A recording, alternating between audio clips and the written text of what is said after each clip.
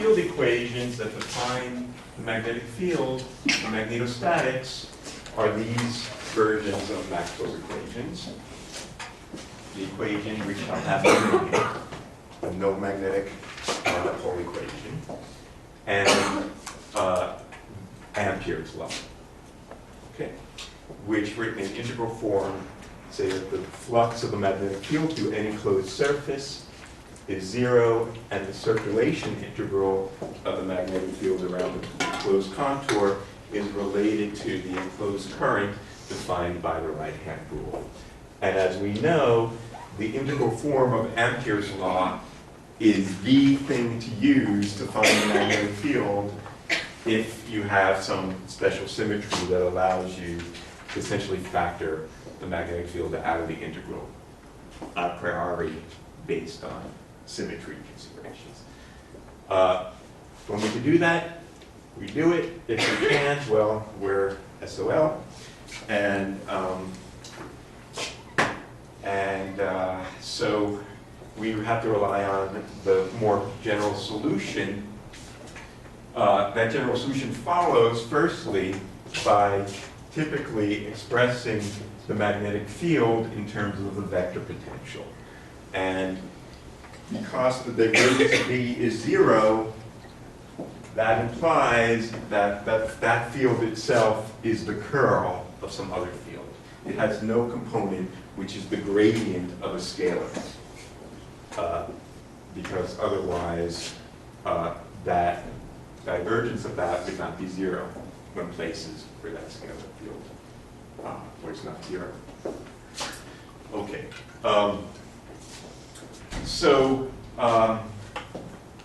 The fact that the magnetic field has this form means that there is a particular freedom we have in defining the vector potential. We can shift the vector potential to another vector field by adding to it the gradient of some scalar, because that gradient does nothing to the physical force. And that's called a gauge transformation, for reasons I don't know. When one solves problems in electromagnetics, and in this case in magnetostatics, one needs to decide what the gauge is.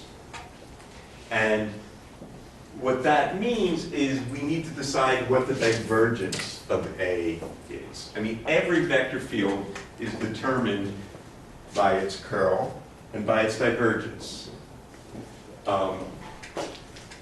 But the divergence of A doesn't play any role in the physical field or the physical forces. So we can make it whatever we like, and we can shift it around by a gauge transformation. There always exists a gauge function chi, which will allow me to shift the divergence of A to the value of the field I want. And in magnetostatics, it's easiest to just set the divergence of A to 0. You don't have to do that. We just said the divergence of A is arbitrary. We can make it whatever we like. In magnetostatics, this is the easiest thing to do. In which case, the combination of Ampere's law together with the divergenceless B equation gives us a set of Poisson equations for the Cartesian components of the vector potential, and the solution is formally this, if we specify all of the currents in the problem. Okay?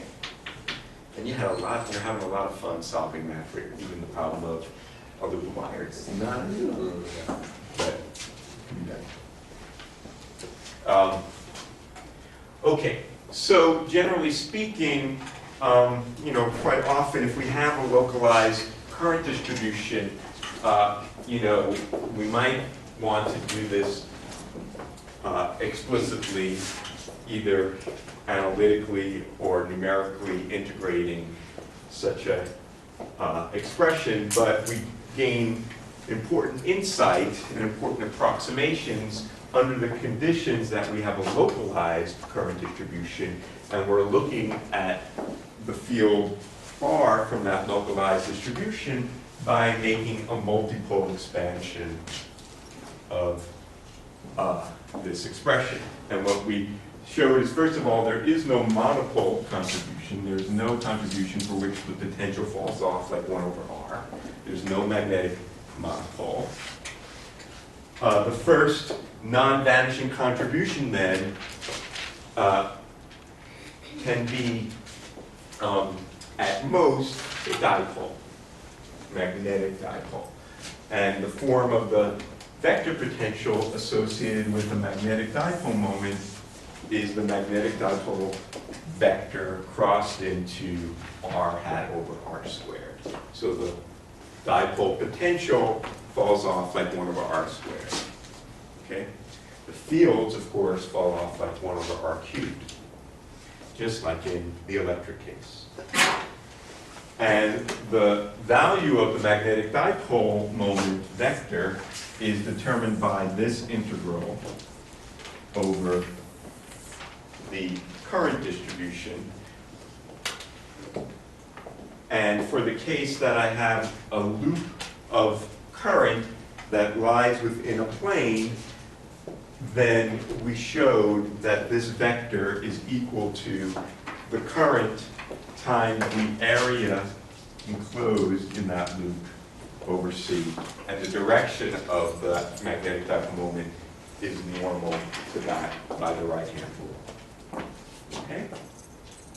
So the magnetic field associated with the magnetic dipole is given as the curl of the A, and we show that actually this is equal to minus the gradient of this field.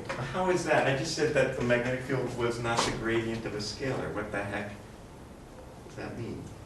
There it is. Well, of course, this is away from the source.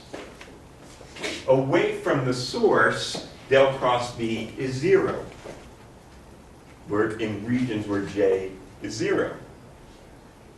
Meaning that in those regions of space, the magnetic field can be thought of as the gradient of a scalar, right? Because if the curl is 0, then it's the gradient of a scalar.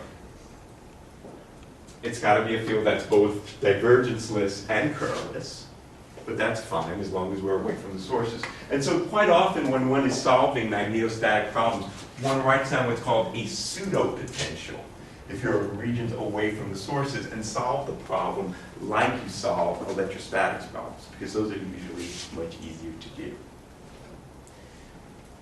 So the form of the magnetic field associated with a magnetic dipole is exactly the same form as the electric field associated with an electric dipole. It's got this anisotropic form, and it falls off like 1 over the cube of the distance, right?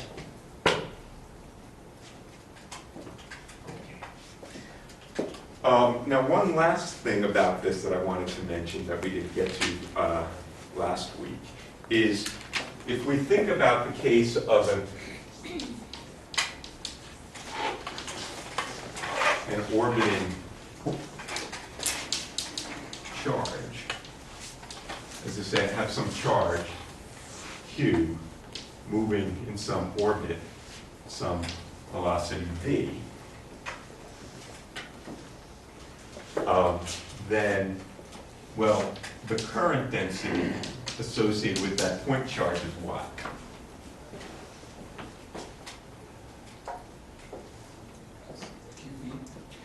QV. Well, sort of. I mean, that's, yeah, I gotta have a delta function here, right? Because remember, generally, if I have moving charge, moving velocity, this is a formula you should memorize. J is rho v. I have current, if I have charge density and it's flowing, that's the current density. But here, we have a point charge, so this is, let's say there's some position of the charge, I'll call it x of a. That's the, or x prime is a better choice. Okay? So if I wanted to calculate the magnetic dipole moment associated with this orbiting charge, because of course there's a current associated with this orbiting charge, I could do it formally, writing it down over here. The magnetic dipole moment vector associated with this is 1 over 2c, the integral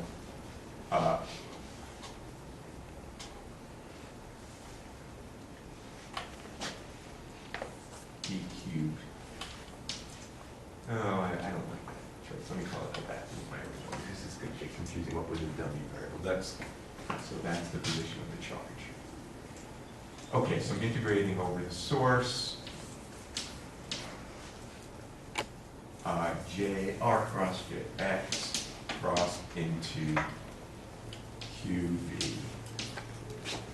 delta x minus x a, or 1 over 2c x a cross v times q over 2c. Okay? And we recognize this as proportional to the angular momentum of this particle, right? Because the angular momentum is the position crossed into the momentum. So if I multiply top and bottom by the mass of the particle, then this is the momentum. Position cross momentum is angular momentum, orbital angular momentum. Okay? So what we see is for a charge in motion that there is a proportionality between the magnetic dipole moment and the angular momentum. And that proportionality constant is called the gyromagnetic ratio.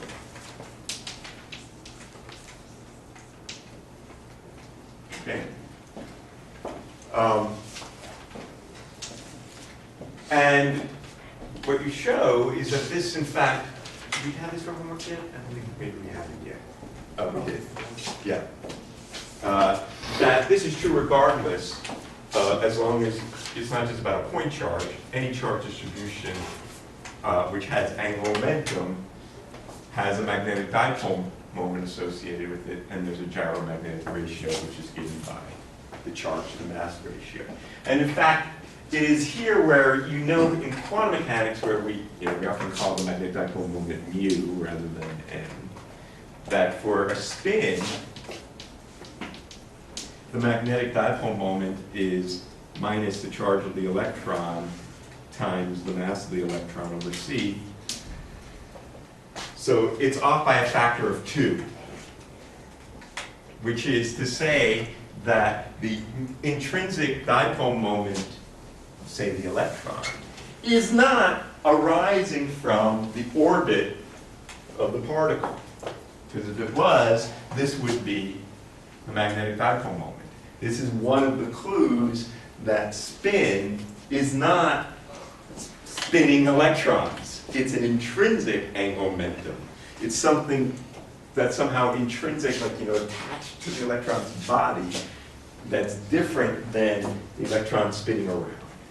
And we typically mock this up by putting, say, there's a G factor for the electron times this, multiply this up by h bar, and this we call Bohr magnetism.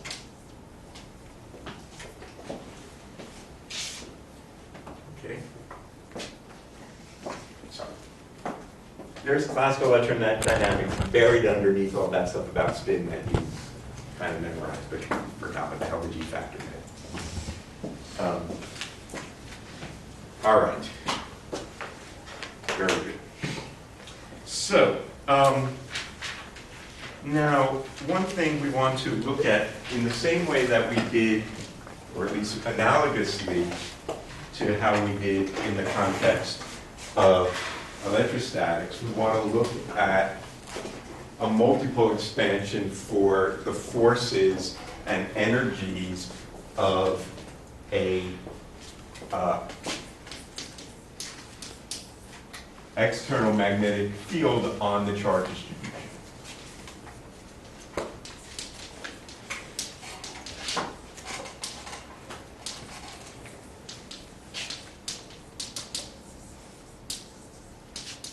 Well, of course, that's just the Lorentz force. And how do we write the Lorentz force in terms of J? We know it's QV over C cross B, right? So how does that translate into a continuous distribution?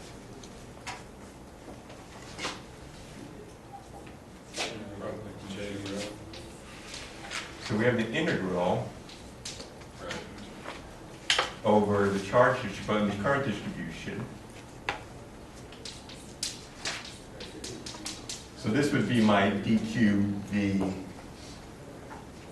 or QdV or QV over C cross into V. That's the Lorentz force. Right? If I plugged in this, you'll get Q times V over C cross V. Remember this stuff. All right, so this is the situation where what one is imagining is, there's some magnetic fields that are produced by some source. I'm not saying what that source is, but it makes some magnetic field lines. And then I have some, in here I have some current. So this is not the self-energy, this is the force acting on these moving charges due to this magnetic field, right? Is that clear what I'm showing you? Okay, so now I want to look at the case that I have a localized distribution.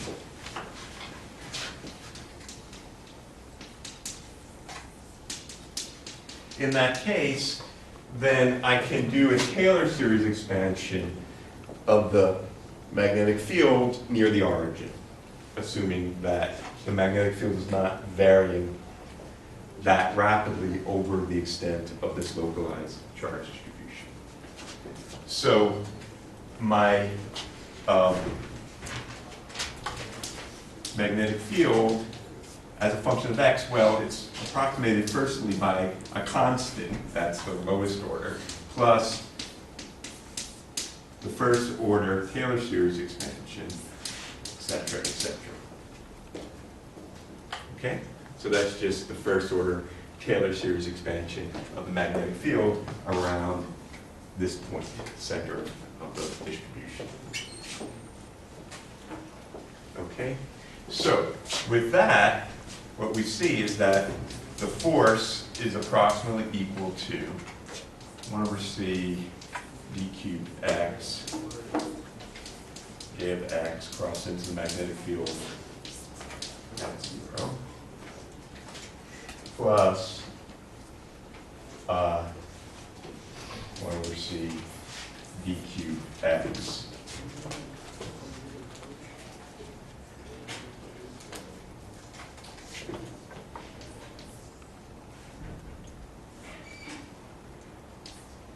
J of x cross into x dot L acting on B at 0 plus dot dot dot. Now, with all these vectors and cross products, we got to be extremely careful. The only way to possibly keep track of all of that is to look at the components. We'll come back to that in a moment. Because what's crossing with what in this thing? This is acting on this, but this is then crossed on the overall vector. Got to be very careful of what we're talking about. But let's look at this term first. What we showed last time is that if I have a localized charge distribution, a localized current, all the current loops close in on themselves, and this is 0. That's the effect of no magnetic monopoles.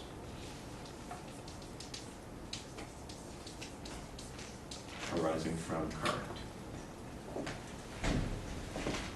So the first dominant term here is this. let's look at the ith component of this force due to the, well, I'll just call it approximately equal to. So this is then equal to 1 over c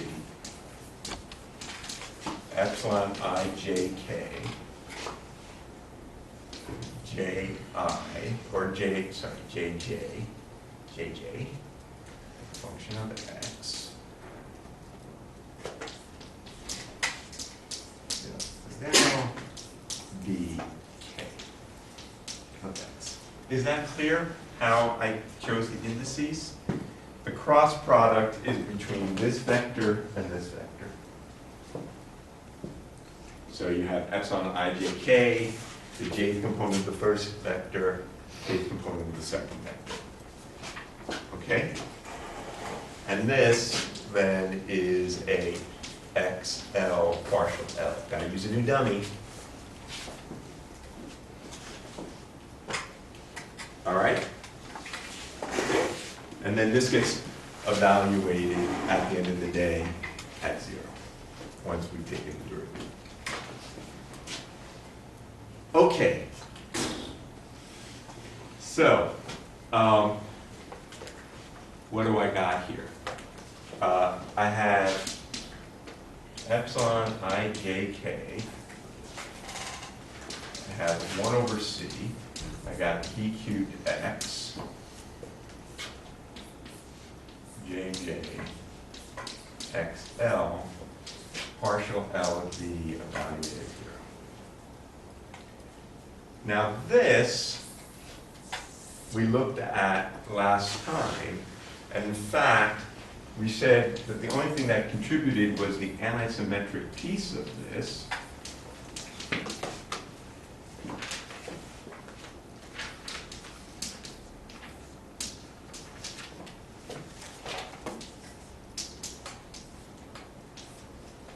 Which is none other than the magnetic dipole moment, right? The three independent components of this antisymmetric tensor were the three components of the magnetic dipole moment. So you remember the dual that we discussed between the vector and the antisymmetric tensor is equal if we put in LJP, we need a new index, M sub P, where M sub P, where M is 1 over 2c, d cubed x, x cross j. That's our magnetic dipole moment vector that we bring down. This is the P component thereof. Isn't this fun? All right. So, put it all together. We have epsilon I j k, epsilon L j p, M sub p, the partial respect to L of magnetic field evaluated at the center.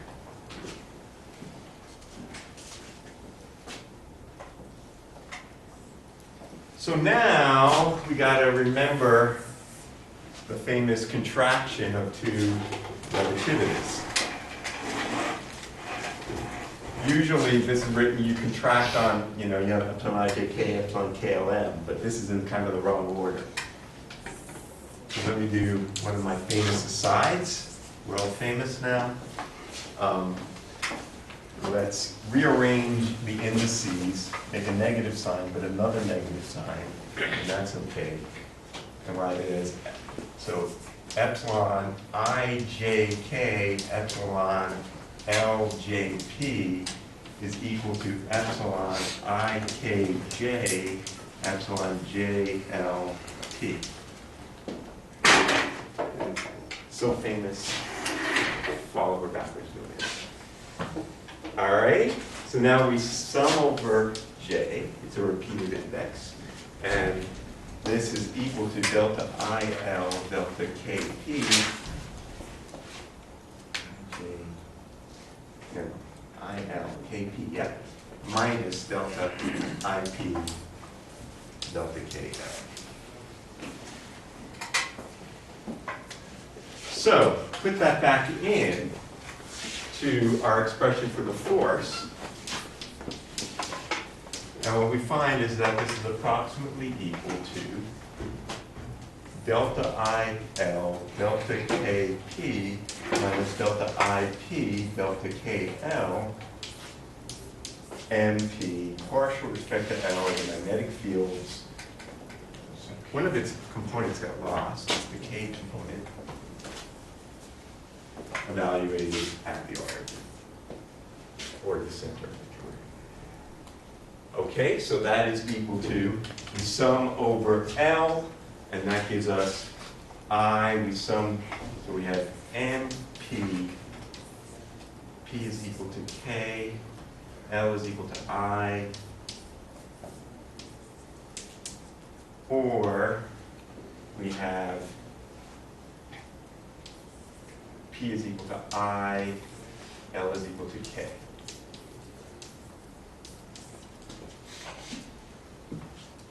It actually worked. Amazing.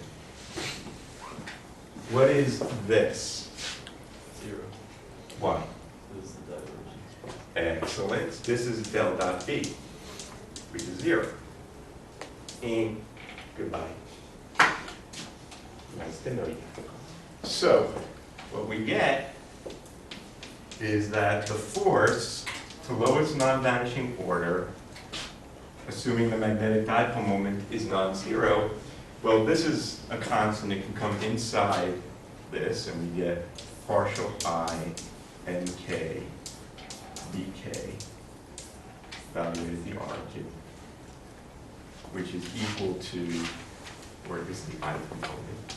The force then is equal to the gradient of n dot b. That's what we're going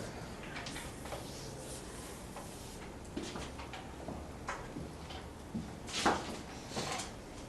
So, a magnetic dipole, that's to say, if we have a current distribution which has a non-zero magnetic dipole moment, there is a force on that magnetic dipole due to this gradient, which could be related to minus the gradient of a potential, where that potential is minus n dot b.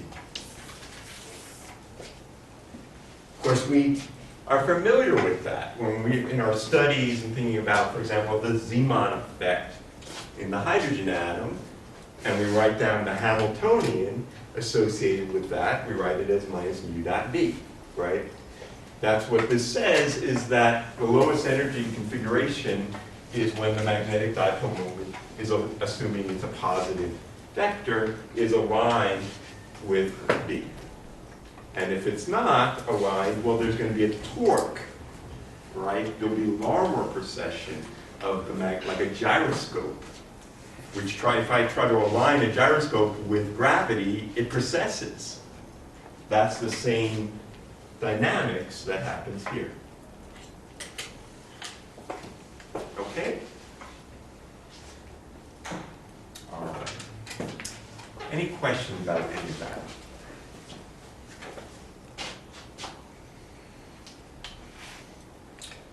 All right. So,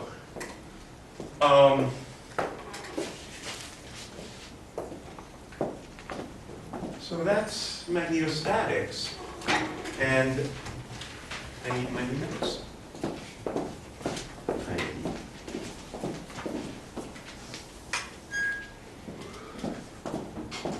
So there's a little bit of a, there's been one, well, there's been a number of sleight of hand, but there's one in particular that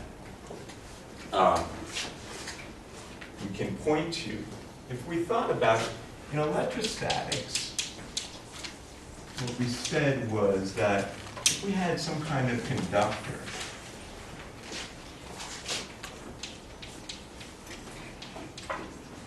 and we place that in some external electric field,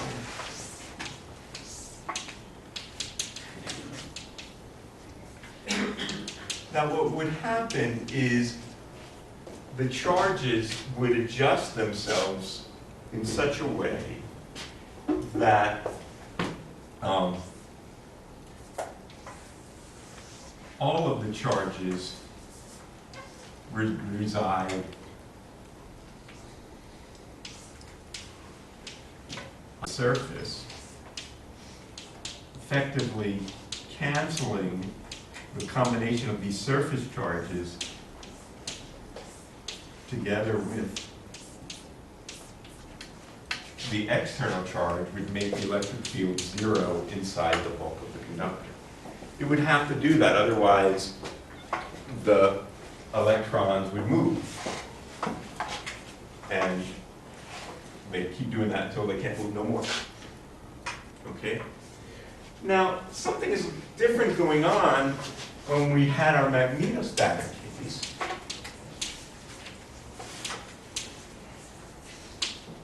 If we thought about, if we have, let's say I have a rod of conductor and I connect it to a battery,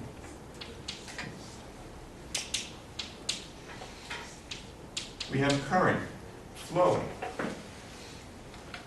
And it flows continuously, right? So there is something going on that's pushing the electrons. Unlike here, this came to the steady state and then the electrons stopped moving.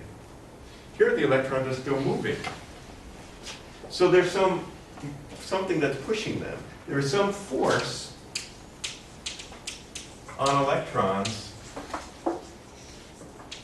inside the conductor. So this is something in some sense beyond electrostatics.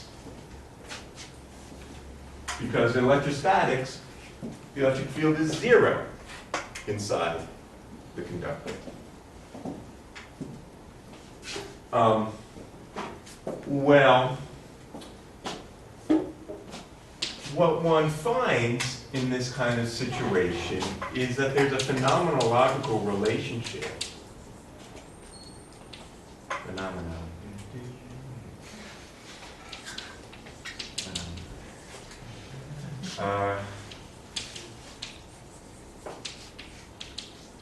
Between the current that's flowing and the electric field inside the conductor that's pushing them. And that relationship is known as Ohm's law. Where sigma, so T, is the conductivity.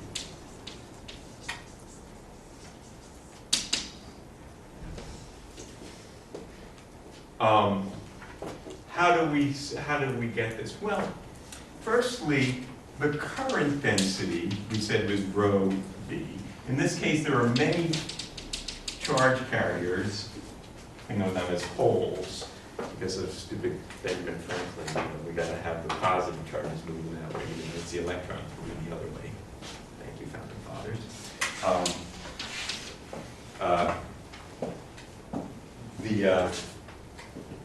So we have many electrons that are moving with some average velocity v, and that's what we just said was the current density.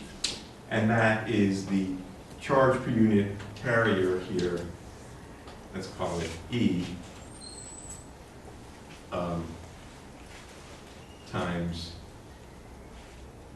the number density of these carriers. So this is the number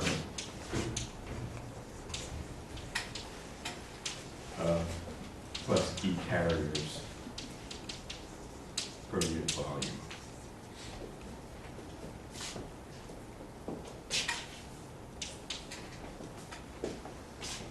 All right, so we have something a little bit weird in this equation here.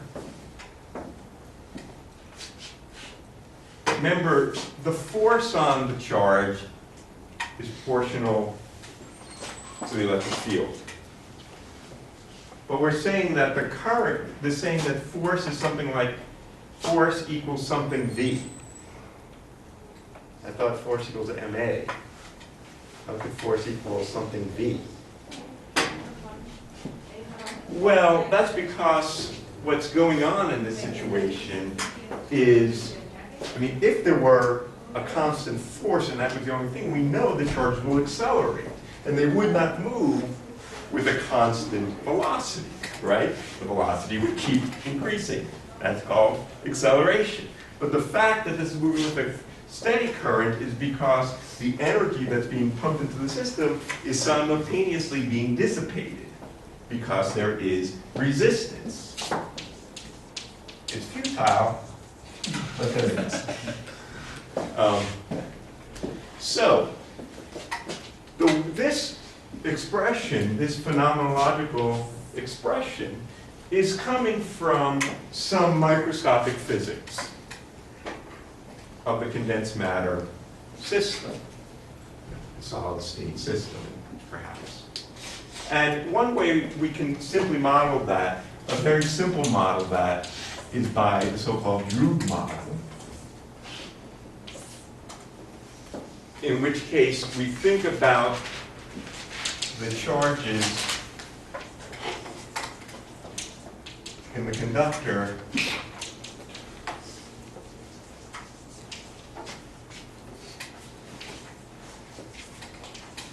as free gas, which undergoes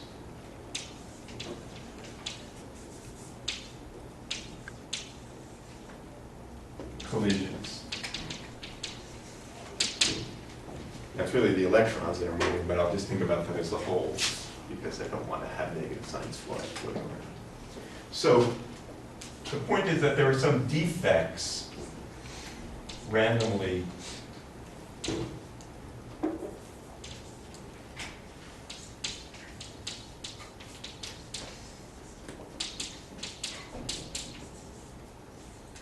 distributed, and then there's some charge carriers which are moving around, and they hit these defects, they collide with them at some funny frequency and do a random walk.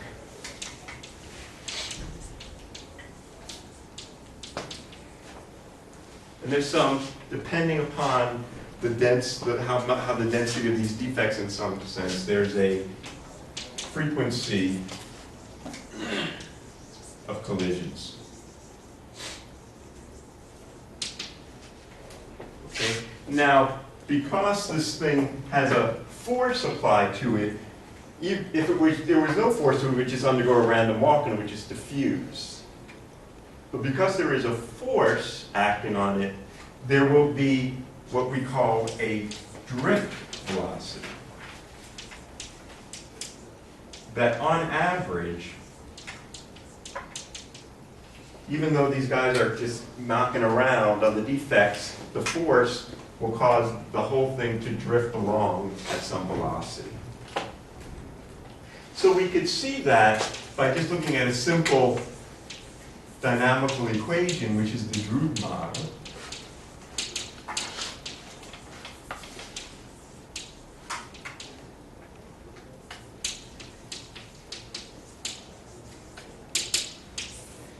Just write down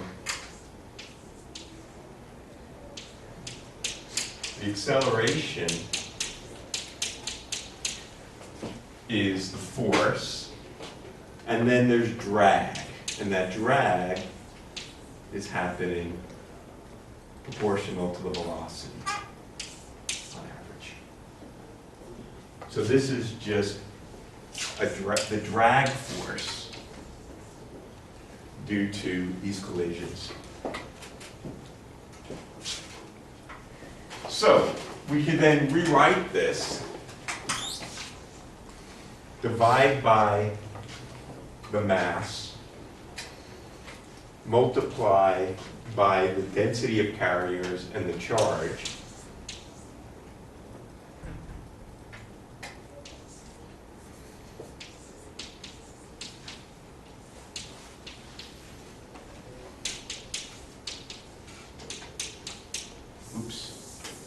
E squared N over the mass of the electric field minus nu E.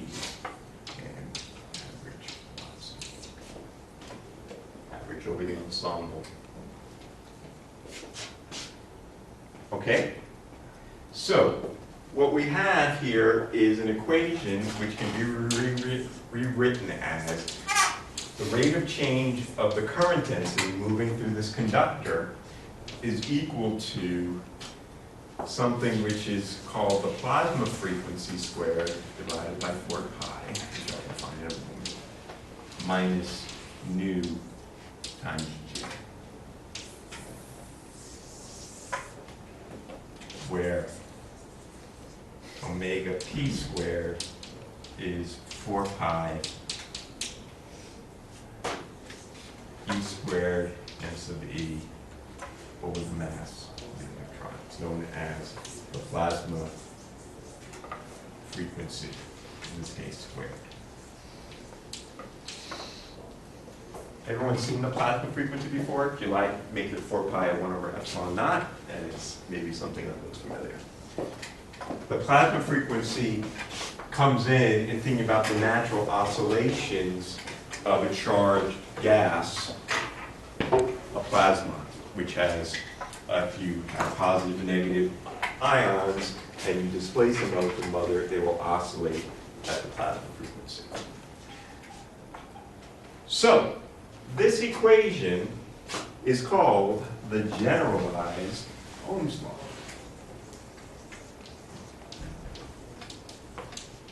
Follows from the Drude model. And it's the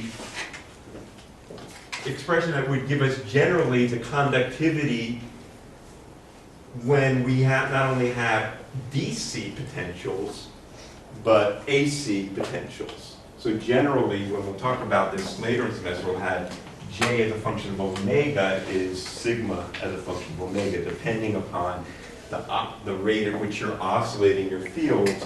How this material responds depends on the plasma frequency and the damping rate.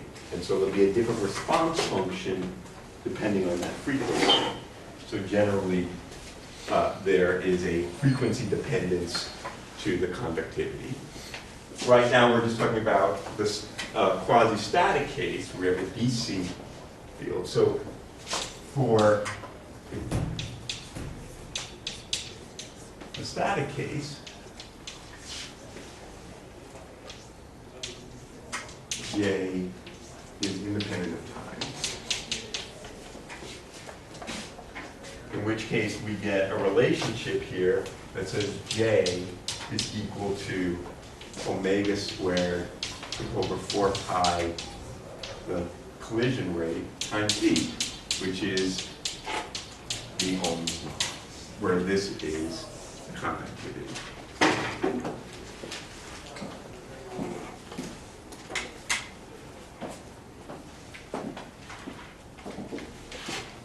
All right, now you say, that's not the Ohm's law I learned. V equals IR. What the hell are you calling this thing Ohm's law for? Well, it is the same thing. If we look at this in the context of a simple geometry where I have something like a cylinder, right, with some potential across it, and this has some thickness d, what is the electric field across this conductor? V over D, okay? We should never forget the simple thing. We don't need to write down Poisson's equation, solid boundary condition. No, this is V over D. So my electric field is V over D. If this thing has some cross-sectional area A, then the current density is the current over A. And so the Ohm's law that's written over here says that I over A is equal to sigma conductivity times V over D. Or said another way, V is equal to A over D times 1 over the conductivity, also known as the resistivity, and this quantity is the resistance, which is V. So V equals IR. All right?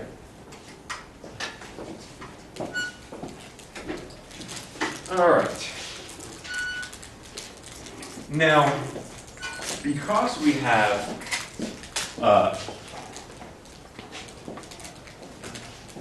resistance, what we know is that there is all of the energy that's the work that's being done here is being dissipated at once we reach steady state, because otherwise it would keep accelerating. Okay? So the power dissipated in detailed balance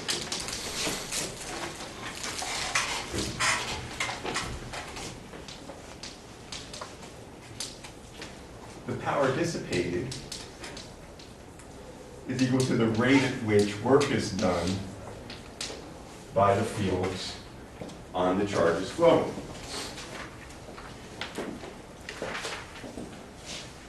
And that's equal to the sum over all the charges, the force on each charge.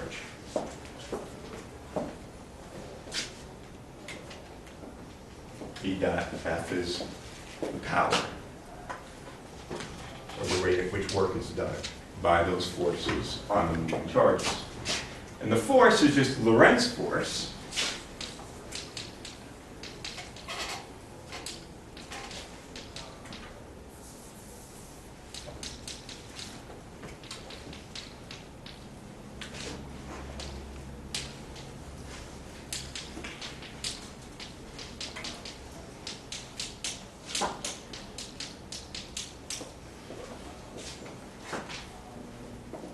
This is not a component, this is just the ith charge.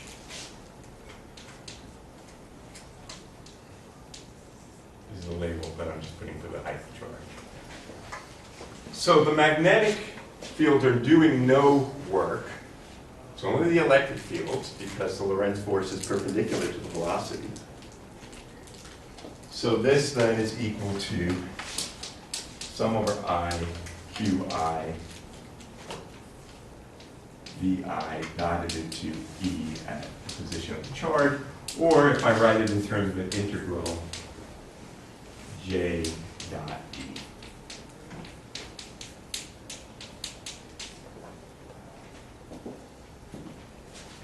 And this, so the quantity J dot E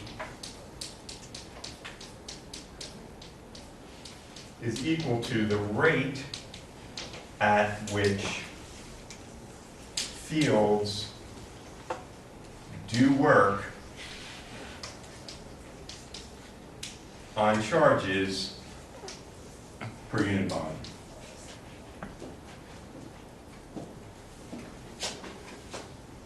And all of that work here is going into heat. And so this is sometimes called ohmic heating.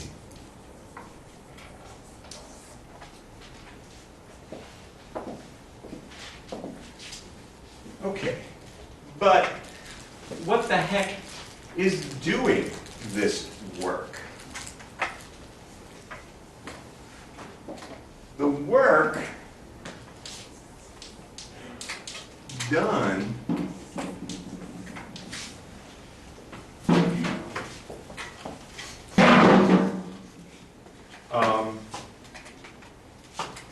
in moving charge around the circuit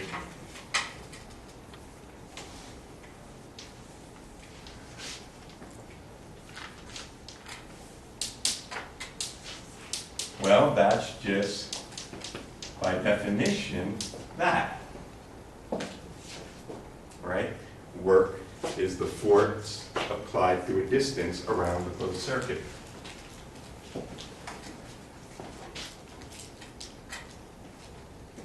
But what we see here is that this force cannot be due to any kind of electrostatic and or magnetostatic force. The electrostatic force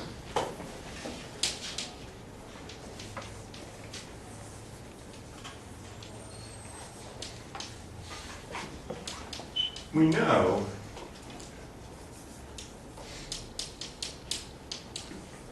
if this was an electrostatic field, then the closed loop integral of E for electrostatics is 0. It's conservative force. On the closed loop, any energy you gain, you get back. And the magnetic field does no work. We already said that.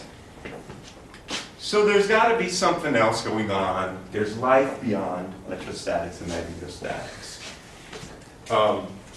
It's not the whole story. We know that. In fact, in this case, that force is coming from the battery. The battery, something's going on inside the battery, which is not electrostatics, something else in this case. And this work per unit charge has a particular name. This is such sloppiness. Really name. My grandfather did.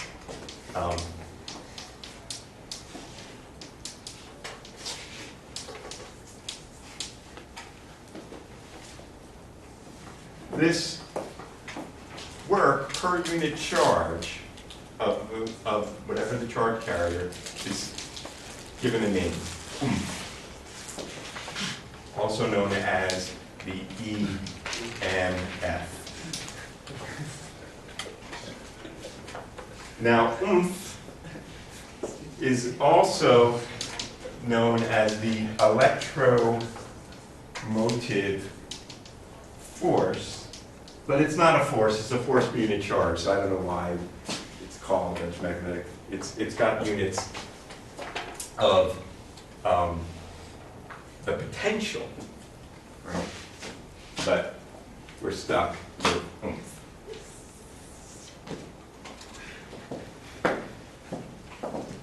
All right, we gotta get some oomph.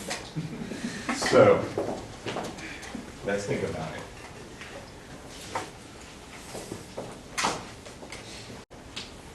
Which is the famous problem of pulling a loop of wire through a magnetic field. And all of society is based on that. It's called a motor. Or a generator, or anything. So, if I have some magnetic field, let's put it into the board.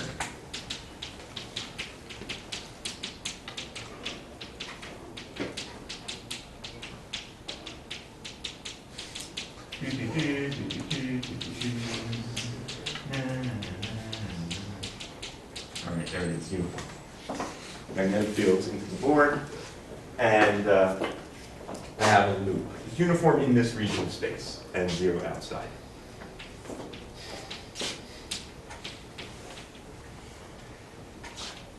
Here's a loop of wire. I'll put a resistance in it so it doesn't flow infinite current. And with my slimy little hand, I'm going to pull it with some force. And what's going to happen, of course, is that the free charges that are inside this wire are going to experience a Lorentz force.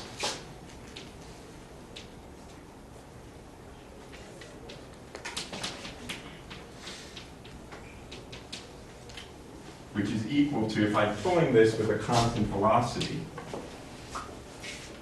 then that Lorentz force is whatever the charge is inside here, V over C, crossed into the local magnetic field.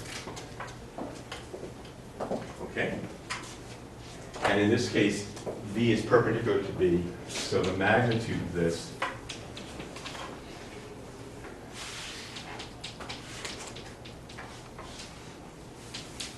is QV over C times V. Alrighty? So, if we calculate the oomph,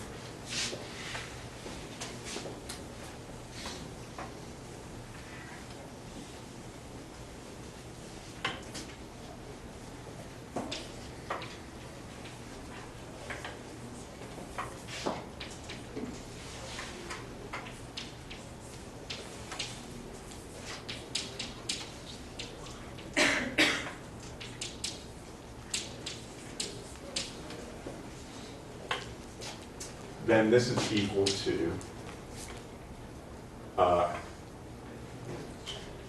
V over C times B times whatever this height is, H. It's supposed to be a rectangular movement and trapezoid, but you get the picture. Okay? Now, V is the rate of change, is negative the rate of change of this distance S.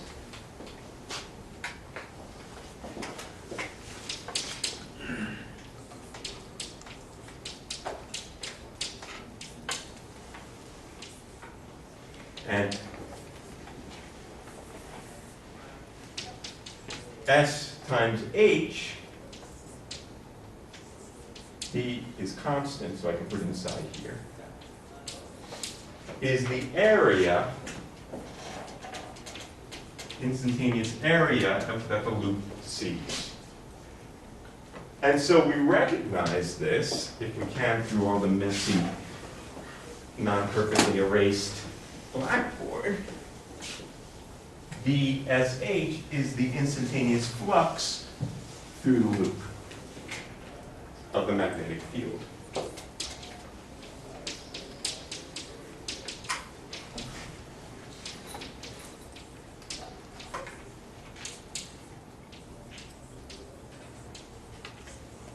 And so what we see, just purely from the Lorentz force, is that the oomph is equal to minus 1 over C, the rate of change of the flux of the magnetic field through that loop.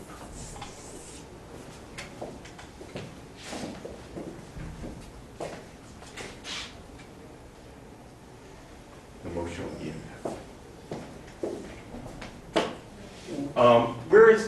Where is the oomph coming from? Of course, where it's coming from is me pulling this thing.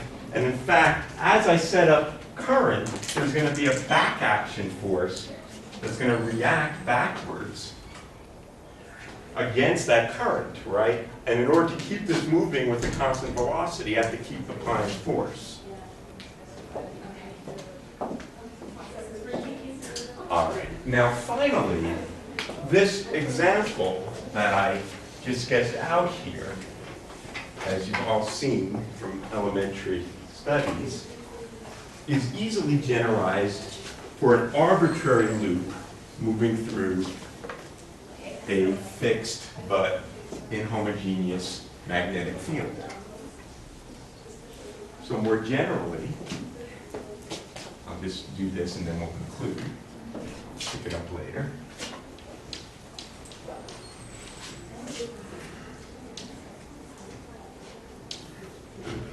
Suppose I have some magnetic field that is non-uniform in space. In this case, it was non-uniform in a very simple way. It was everywhere uniform inside this region and then zero outside. And I have some conducting loop, or just think about it as a loop, that's moving through space somehow. Here it is at a different time. So the loop is moving with some velocity v. It's supposed to be, it's not supposed to stretch. Sorry, it's supposed to be the same loop. It's a rigid loop. Sorry. Dang. But you get it. So now the thing I want to calculate is, as this loop moves through space, what is the change in the flux of the magnetic field through that loop? Okay, that's the problem. Find the change in the magnetic flux through the rigid loop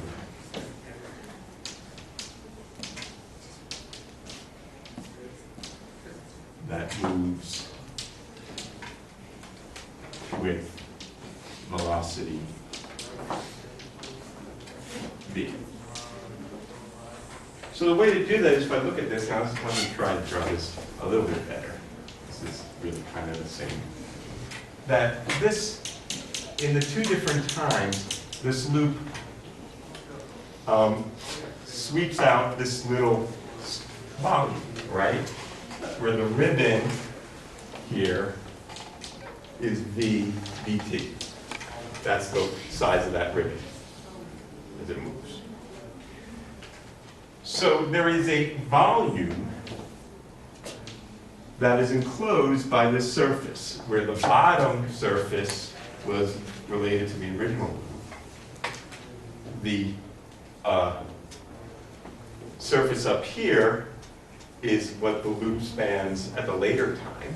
And I can calculate what is the flux through that closed surface, including the ribbon. Okay? So what is that? Well, if I'm looking at the flux, say, out of this closed surface, then the first term is minus b dot n hat dA, where n hat was, so this is the bottom. This is the n hat according to the right-hand rule.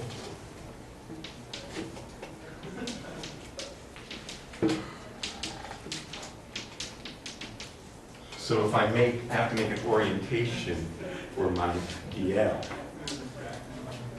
So n hat is positive here, but the n hat is negative in terms of the flux out of the surface at the bottom. Is that clear? See, let me try to draw this a little bit in a different perspective. Here's the loop.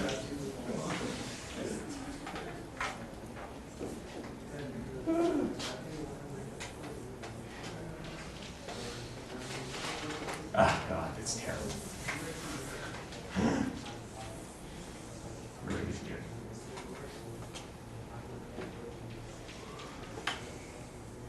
So the point is that when I calculate flux, I calculate it as all the normals out of the surface.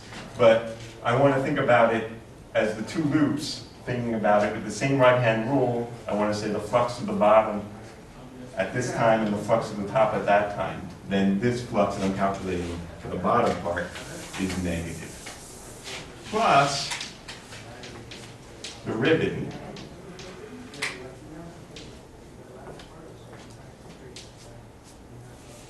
so I'll call this, so that, let me write this down a slightly different way. The ribbon.